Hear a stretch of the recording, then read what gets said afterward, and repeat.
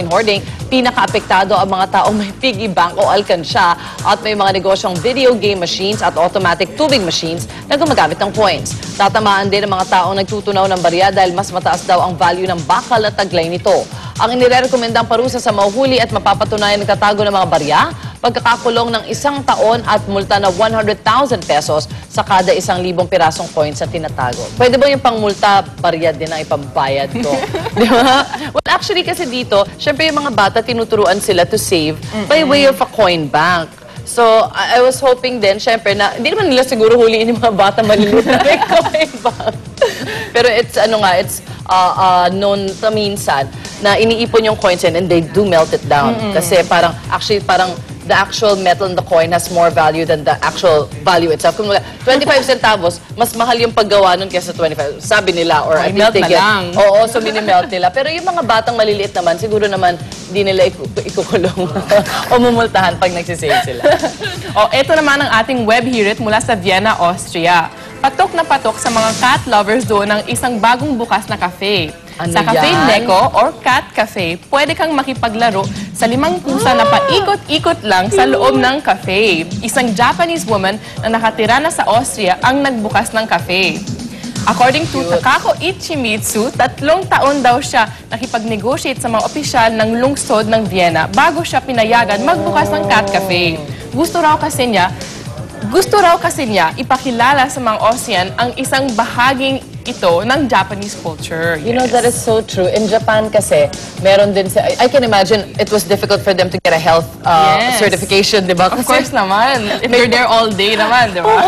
May pusa, may pagkain, di ba? But also in Japan, meron sila restaurant na may mga monkeys na nagsiserve. Talaga? So siguro kaya sinasabi nga na kaya niya pinasok yung culture. Mas okay naman yung cat. Siguro mas okay sa Vienna yung cat. Correct. Ako kung nandyan kami, gusto rin siguro mapunta ng mga bata. Ayan, no? Ay, cute. Sinestroke nila. And then of course, you don't have to worry about taking care of the cats kasi it's not really your cat. Yes. Diba? Makakasama lang sila kapag nandun ka. At yan muna ang ating mga patok na balita sa internet ngayon. Bukas abangan nyo pa ang mga susunod naming exciting na Web Hirit! Narito naman ating hirit panahon ni atin sa atin ni Love Anya. Very good morning. Belated Happy Mother's Day, Lavelia.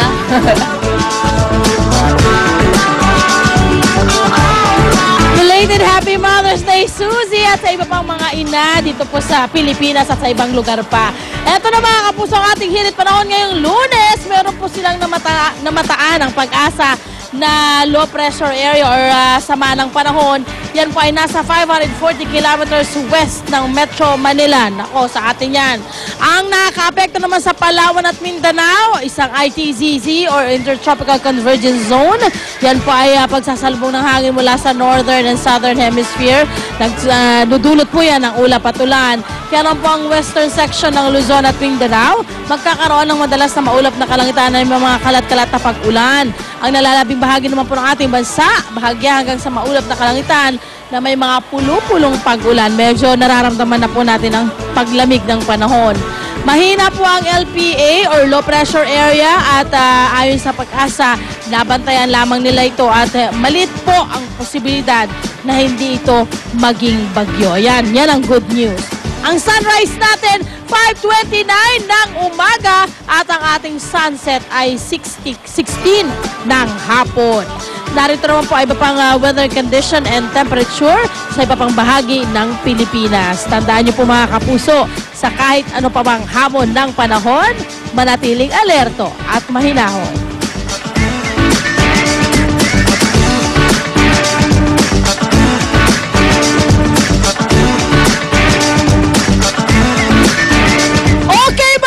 So ngayong umaga, nandito po kami ngayon sa Dalpan Sports Complex dahil kami po ay mamimigay ng almusal. Yan po ay pandesal para sa ating mga evacuees na nandito ngayon na nasunugan.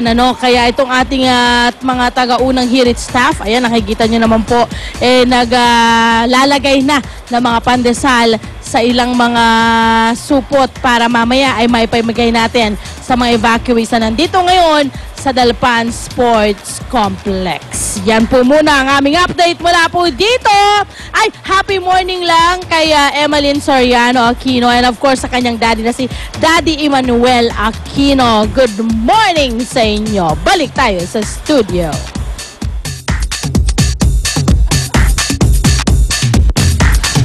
Thank you, Lam. Thanks sa paypay.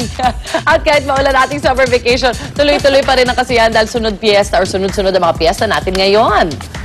Tara nang makisaya sa ating mga kapuso sa Tabayas, Quezon para sa Ay, Tayabas! Sorry pa. Init kasi, wait lang, nahilo ako. Joke lang. Sa Quezon, para sa kanilang Mayohan Festival. Yan. Ay, sorry. At alam mo, Baguen, kung anong pinakasikat sa piyestang yan, ang sinasabi nilang batuhan ng suman. Sasalo kami. Sasalo yan. Kung paano ba nila ginagawa yan, eto't alamin na natin kina Arn at ang ating guest kabarkadang si Vanessa Del Moral. Good morning, Vanessa. Happy Fiesta, Tayabas. Tabayas, happy fiesta! Tabayas! Anong klaseng suman nila? Tuwing sasapit ang buwan ng Mayo, ay lagi natin pinagdiriwang ang iba't ibang mga makukulay na festival o fiesta dito sa ating bansa. Sinasabi kasi na ang buwan ng Mayo, ang merriest and the most beautiful month of the year.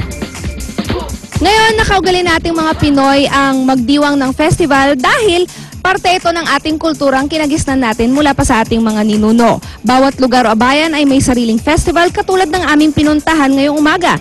Nandito tayo sa Tayabas, Quezon kung saan ipinagdiriwang ang Mayohan Festival. Ang mahabang selebrasyon ng festival na ito ay nagpapakita ng kasaganahan ng ani at talento ng taga-Tayabas, Quezon. Meron silang drum and lyre band, street dancers, hagisan ng suman. 2,000 suman ang ihahagis at inaabangan ito ng mga taga dito. Ang pinakamalaki at mabigat na organic products katulad ng mga gulay, ube at iba pa.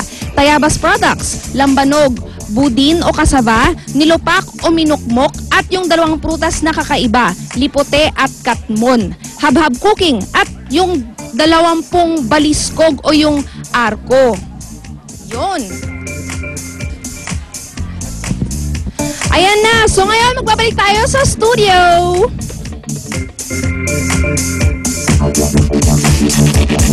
Okay!